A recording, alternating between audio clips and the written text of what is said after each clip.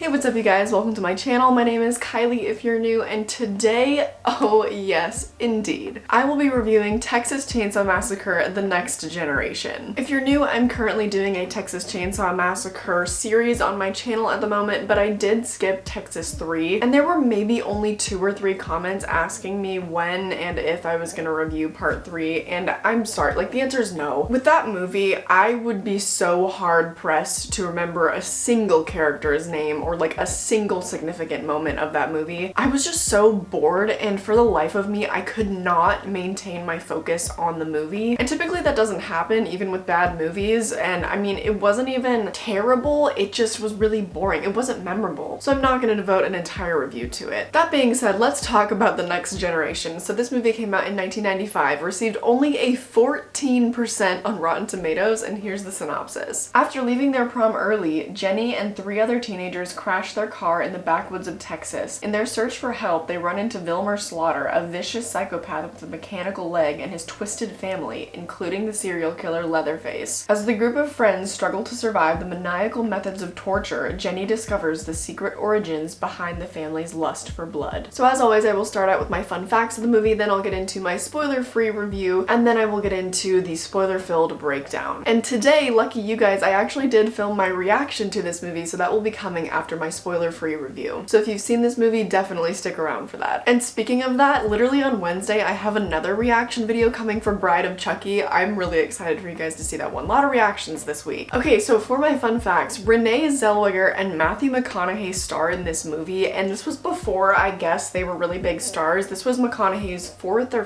5th movie, I think. And Renee was interviewed about this movie sometime later, and she was on record saying, "It was dangerous. I don't know if any of it was legal. It was a great workout. Running from a guy with a live chainsaw is excellent motivation. It was a lot of fun. It was my first role, really. I couldn't believe that somebody was going to trust me with that somebody was going to take this chance on me. I was really grateful, and I have no shame about that movie." And it's nice to hear that because a lot of big actors have actually gotten their start in horror, but they look back with regret on these movies, so I'm glad that she doesn't. Matthew McConaughey had just graduated college when he auditioned for this movie, and he auditioned for a much smaller role. It was the role of like a motorcyclist or something. Before he left his audition, the writer, producer, and director of this movie, Kim Henkel, asked him if he knew anybody that could play Vilmer, and McConaughey mentioned, "Oh yeah, I have a couple of friends from acting class that could probably audition," and then he left. But apparently, as he was about to get into his truck and drive to California, he thought to himself, "Wait, what am I thinking?" So then he turned back around, went right back inside, and asked Henkel if he could audition for Vilmer, and he got the role. Jim Sedow, who played Drayton Sawyer in the first 2 Texas movies, was offered the role of the grandfather in this movie, but he turned it down. In this movie, Matthew McConaughey uses his infamous line, "All right, all right, all right," which originated in his movie Dazed and Confused. This movie was filmed on location at an actual abandoned house in a town with a really funny name, and I think it's pronounced Pflugerville? Pflugerville, Texas. And for my last spoiler-free fun fact, this was the final film of Robert Jacks, and I think it was also his first film because in the opening credits it says introducing Robert Jacks as Leatherface, but I don't know if they meant they're introducing Robert Jacks just in general, like this was his first role, or if they just meant they were introducing him as Leatherface. Okay, now before I show you guys my reaction to this movie, I am going to give you my brief spoiler-free review. The first thing that I want to say is the atmosphere of this movie was so spot on, and I think it truly was a testament to the original, especially with the production design. The house itself, as well as the inside, and even, I mean, the front door, everything was so reminiscent of the original, and I really liked the atmosphere of this movie. They also had a lot of on-screen talent to work with. Obviously, they had Renee Zellweger and Matthew McConaughey, and even some of the other actors that were playing the high school students, I didn't think were bad. I thought they did a pretty good job. Matthew McConaughey especially, though, as Vilmer in this movie, you're about to see from my reaction, this man had me about to act up. This man, he looked so good in this movie, and honestly, I feel like the character of Vilmer is super underrated. It's not a topic that has ever really come up in any of my horror discussions before. No one has ever really talked about him, but it took obvious talent to do what he did in this movie. He plays an extremely unhinged, crazy person, and there were some bad moments with his character that were just but I attribute that more to the terrible writing of this movie. But the atmosphere and the acting were really the only things going for this movie. Basically everything else about it was really bad. This movie completely lacked plot and character motivations. They bring in these huge plot points or these really specific details without ever really fleshing them out. Like, they would drop bombs on you with these really heavy implications, but then you would never really get what you needed afterwards in terms of closure. The ending of this movie also looks like they kind of ran out of time and ran out of budget, perhaps, I don't know, and so they kind of just edited together what they had, and they tried their best, but the ending feels extremely thrown together. It doesn't make much sense at all, and the third act is probably by far this movie's downfall. And obviously I'll get more into that during my spoiler section. Also, I hated Leatherface in this movie. If you decide to watch it, prepare for a very angsty Leatherface. He yells a lot in this movie, but it's more like wailing and whining rather than screaming or yelling. It just, he comes off angsty, and I don't know what other word to use to describe it, because he kind of just seems like he hates life and he just hates everything that's going on. He's also less of a, I don't know how to describe it. He's less of a psychologically tortured soul that just hides under this one grimy mask, and he's more of a cosplayer, more of a cross-dresser. It's kind of confusing. He dresses up like a woman in multiple circumstances, and it's pretty unclear why. I don't think that was a great look for this movie. Now that I've thought about it, I look crazy right now. Now that I've thought about it, I feel like they were trying to copy the Buffalo Bill character from Silence of the Lambs, because that was kind of the vibe I was getting from the cross-dressing. But I don't think that the same psychological component was there, so in this movie it didn't really add up. It didn't make sense to me. And I think this movie kind of could have been done without Leatherface. He felt very much just thrown into the mix. It didn't contribute a whole lot besides the fact that he was the guy that chased Jenny around for most of the time. Vilmer was absolutely the star of this movie, so it was just a little bit weird. I am going to conclude my thoughts now though, because I want to get to my spoiler section. And overall, you guys, it's terrible. This movie is a stinker. It is not good. But this is just, I mean, this is going to be such a personal opinion, I think, because this movie is objectively really bad, but I found it thoroughly enjoyable, and I actually think it's gonna be really rewatchable for me. Again, for me, I really do not recommend this movie. I kind of liked it though, despite how terrible it was, despite the lack of plot. It's kind of how I feel about Halloween 6 with a theatrical cut. Not a lot of sense was made, but it was enjoyable for me. Now, I don't know when I would ever try to rewatch this movie, but I know why I would, and it is because of Matthew McConaughey. I'd want to see him do his business, and also I would like to see the production design again, and just the atmosphere of this movie, like I said, was really good. But it's mostly because of Matthew, and you are about to see in just a minute my reaction to this man in this movie. Like I said, I was feeling all types of ways about that man. I thought I would be mad at this movie, but I'm just not. I mean, I will say it's probably worse than Part 3, just in terms of plot and characters and whatnot. But actually, I don't know. I'll get into it more in my spoiler section. But to conclude, as terrible as it was, I really did enjoy it, and that is that on that. But now, without further ado, enjoy my reaction to the Texas Chainsaw Massacre: The Next Generation. Okay. Ready to react to Texas Chainsaw Massacre: The Next Generation. To be honest, I did fly back this morning. I did wake up at 4 a.m. I got about 4 hours of sleep. Can you tell, or do I look the same? I don't know. Let's get into it. Renee Zellweger and Matthew McConaughey. You see, this is why I'm reacting to this one, because I can't believe these people are in this movie. The music is reminiscent of the original. Once, I kissed you once. What's wrong with that? Come on, it's like I can't even talk to my friends anymore. I can't believe how possessive you are. Oh, right. I guess It's bad for you to get all worked up and then not get it. You can get prostate cancer. Is that what you want? Gaslighting teenage male. Look, my father's a doctor, okay? I think I know what I'm talking about, so fuck you, Jenny. it's true. I think we all know a guy like Barry, honestly. My dad's a doctor, so I know what I'm talking about. What if we got into a wreck and we crashed into a car in front of us and we all died? They could write a song about it. Huh. But what if we all died? Oh, what she said came true. I'm dead. Somebody kill me, please. The foreshadowing is... it's so intense. They're gonna get chopped up in the woods. What? Hold, I'm pausing this because what is this? What is this? That is a head scratcher. What the hell is that? Hey, Jenny, ambulance coming. This guy's hurt. Is this Matthew McConaughey? Is this Matthew McConaughey? 911, 911. Does he have a bionic leg? What is going on? Is that Matthew McConaughey? Show your face. Show your face. Okay. No, he's not. It's Matthew McConaughey. Oh my god. He's dead now. Oh, he's good at this. Matthew's creepy. I like the look of the house. It looks a lot like the original. Hey, is anybody home? Oh, I bet. Oh, dang. Leatherface looks ridiculous. That is probably the worst mask I've ever seen. Leatherface is so angsty. Just seems like he has a lot of issues. Not that he didn't before, it's just, I mean, why is he so just... This scene with Renee and Matthew is tripping me out. Oh. Oh, God. Yeah, of course you gotta throw in a little something extra, just let him know. Oh God, that's the reaction? That's all she had to say? She didn't scream, just, oh God. I'm so tired. Oh. Oh. Why is Leatherface yelling so much? I need Leatherface to take it from here to like it.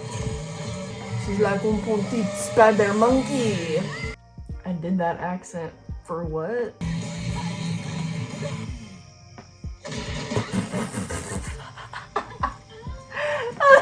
Oh my God, she just ate shit. Matthew McConaughey looks so good in this movie. Matthew, oh my, this scene, the way he's grabbing her, you gonna make me act up. You gonna make me do something I regret. Oh, I hope that someone gets that reference, otherwise that was really weird of me to say that.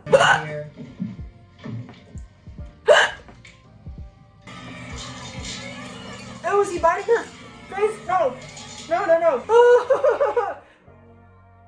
Taking a little break to watch a kid eat some sausage. This is amazing content right here.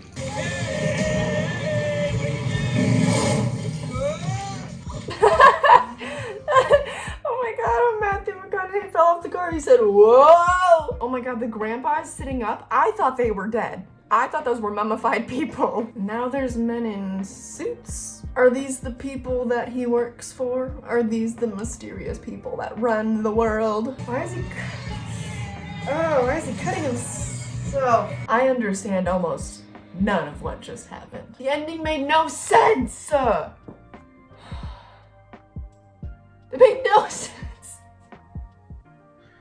I'm taking a nap now. Goodbye. Okay, so I hope that you enjoyed my reaction to this movie. Now is time for some more fun facts, but these involve the spoilers of the movie. Despite the title of this movie, precisely 0 people are murdered by a chainsaw. In a retrospective interview, Kim Henkel has said that this movie was in fact inspired by tales of the Illuminati. And for my last spoiler fun fact, there are references to the Illuminati in this movie as well. Darla tells Jenny about this 1,000 or 2,000-year-old secret society that they're a part of, and that they controlled the US government and that they were behind the assassination of John F. Kennedy. So now let's commence with my spoiler-filled breakdown. I'm just gonna do this by plot points, so starting with the first act, I think the first act made the most sense in terms of plot and character development and whatnot, but it was definitely the least interesting part of the movie. The characters were also very purposefully stereotypical, and as you saw from my reaction, I did know a lad like Barry in my lifetime. Well, multiple lads like Barry. Honestly, my high school was infested with them. I think this might be kind of a small town thing, and please tell me if you're from a small town or not and you relate to this, let me know. But there were literal Barrys in my hometown where I went to high school with, just people that thought that they were all that because their dad was like the town chiropractor or something. And they literally acted like Barry and thought that they were on top of some social hierarchy or whatever in this tiny town. And it's like, okay, your dad's a chiropractor.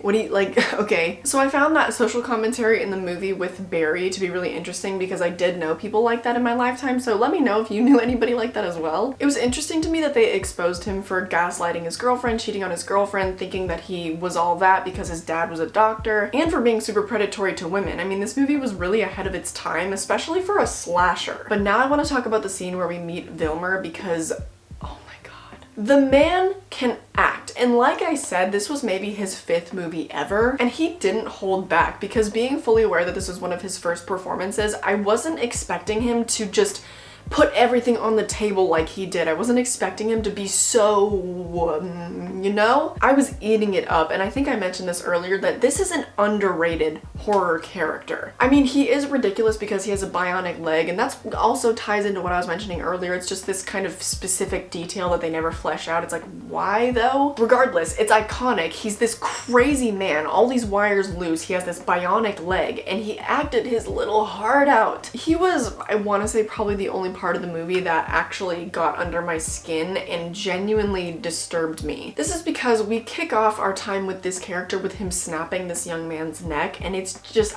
that scene is really, it really got under my skin. Moving right along though, another character that I want to talk about is Darla. She was played by Toni Parensky, and I don't think her performance was all that spectacular, but I think that she was good enough to play off of Matthew, and they actually had really good chemistry. And she was also a pretty dynamic character. She was the only other character besides Jenny that had any type of character development, because a lot of her motivations are really unclear. There is that big plot twist with her, surprise, she's like part of the crazy gang, and it seems like she might kind of be on Jenny's side at times, which just makes her motivations kind of muddy, makes it a little bit more interesting until you learn that unfortunately she's just very stupid. She's been manipulated by Vilmer, and she believes that there is like a chip in her brain that will explode. And she's also suffering from Stockholm Syndrome. But regardless of that, I did really enjoy the ride that we went on with her character. She was really interesting, and I think one of the most dynamic parts of this movie. The rest of the characters didn't really offer that much. They pretty much all stayed the same throughout and didn't have much defining about them. They tried though, I mean, with Leatherface with the kind of cross-dressing vibes, and then with that other guy that always quoted famous people, and it just kind of, I don't know, they didn't really offer much. It didn't really do much for me. And on the topic of Leatherface, probably just the worst masks by far. I prefer the more gritty nature of the other movies where he's a little bit more shrouded by his hair, his masks are more dirty, the shooting styles leave a little bit more up to the imagination, whereas in this one, you could clearly just see his feminine masks, and it was just off-putting and not really in a good way. Moving on to the climax of this movie though, because I don't want this video to be too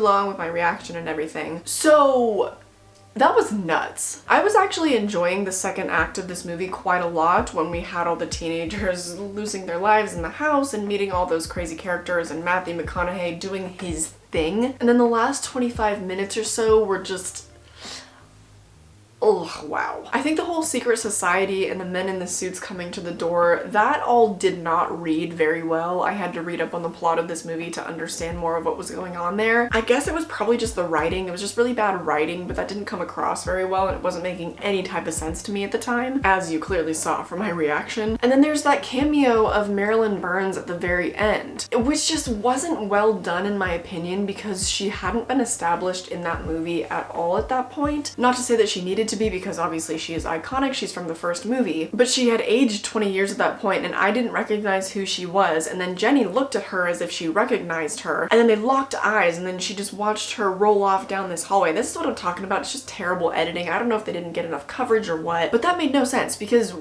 how would Jenny know who this woman was? I guess maybe she would have heard of her from, you know, these stories being passed down. I don't really know how she would know what she looks like, or how she would recognize her, or, you know, how would they know each other? How would they have that type of connection in the end of this movie? And also back to the Illuminati thing, I just, again, the bad writing. I mean, it just didn't translate at all. Why would you want someone to have this transcendental experience of the true meaning of horror?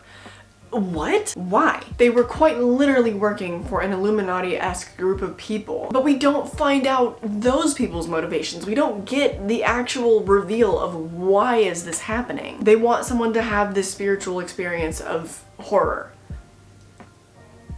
For what? For money? For science? What was the point? It was just a little bit too grand, just way too big. I think they should have kept it simple, because I think it would have been way more effective if these people were just brainwashed by Vilmer to believe that they were working for this type of group, but they actually weren't, and Vilmer was just obviously insane. Because I was into that dialogue with Darla when she was kind of explaining it. I was into the idea that Vilmer was just spewing this stuff to his family. I thought it was far less effective for it to actually be true. So the ending ruined a movie for for me that for the most part I was actually vibing with. And that basically concludes my thoughts. Even though this movie was so messy, I think that there are good enough parts of it that I clung on to. And feel free to roast me, you know, go at it, because I know this movie is terrible. But perhaps I was just mesmerized by this particular scene of Matthew McConaughey and Renee Zellweger. As always, let me know your thoughts and let me know what topics I missed that you'd like me to cover during my series wrap-up. If you're new here, I do this thing at the end of my horror series where I talk about all the comments from you guys about topics that I missed while I talked about the movies. So I definitely encourage you guys to leave your thoughts if there's anything that I forgot. And with that, that concludes the review. So, before I get into my little outro, I want to let you guys know to please check out my community tab. I am going to be filming a Q&A for you guys, so definitely leave all your questions about my horror preferences, my personal life, whatever you want to know on that community tab post. If you're new here, definitely click subscribe. I post 3 days a week, every Monday, Wednesday, and Friday at 5 p.m. Pacific Standard Time. I also have a vlog channel that I'll link down below. Definitely check that out. I post over there every 2 to 3 weeks. My last video was one that I made with my dad, and we did a Black Friday movie haul. If you want to follow me on social media, I'm at Kai Johns on basically every single platform, so I will have that all linked down below. You know, Instagram, Twitter, Depop, Letterboxd, and TikTok. It is all at Kai Johns. As always, check out those petitions and those sources down below. I update those every single week. I hope that you enjoyed this video, and I hope I catch you in the next one.